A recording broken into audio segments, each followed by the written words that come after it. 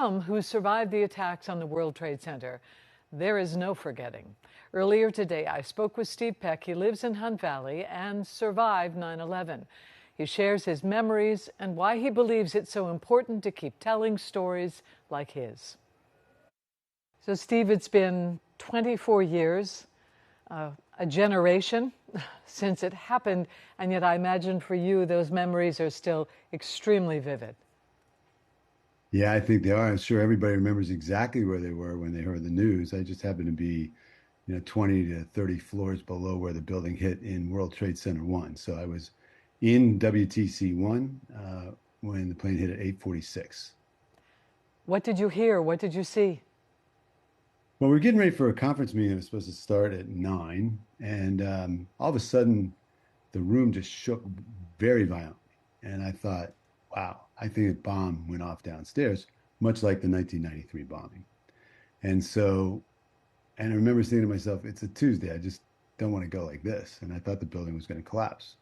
And after about 15 seconds, when everything stabilized and we realized the building hadn't collapsed, me and my colleagues headed to the stairs and just tried to figure out how fast can we run 63 flights of stairs because we were on the 63rd floor. And what are we going to run into when we get down there? There's a whole generation that has no memory of this event. They weren't alive. They've heard of it.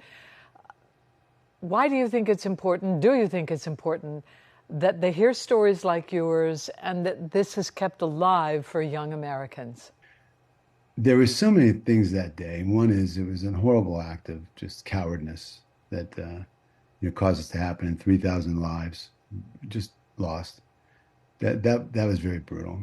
And so, having the right sense of defense, the right sense of homeland security, the right sense of diplomacy. 93 nations lost lives that day. 93 people from 93 different nations. And I tell you, the other thing, Denise, was that we were aligned in the stairwell. I didn't care if somebody was a CEO or a janitor or anything like that. We were aligned in the stairwell. We were aligned when we got out. And when we got out and saw these, taxi cabs with lines of 75 people just hovering around, just trying to get the news. Nobody cared what race you were. Nobody cared what preferences you had. Nobody cared about anything but helping each other out.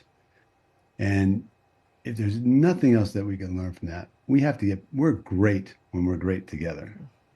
And my memory of that day was how in the midst of horrible loss that 30,000 of us got out alive, thanks to the firefighters and the police officers that were staying there to help make sure we got out. And they were not letting you sit around. They were like, go. They knew what was going on, and it was very dangerous.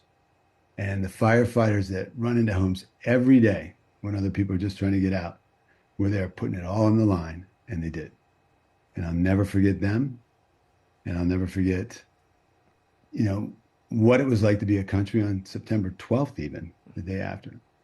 And I think we learn a lot from that today. So I think that's important to keep alive. And if anybody ever gets to New York and you can go to the museum, it is just amazing museum.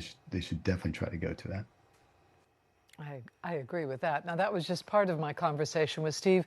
You can find the whole interview on our website, WJZ.com, and our YouTube page.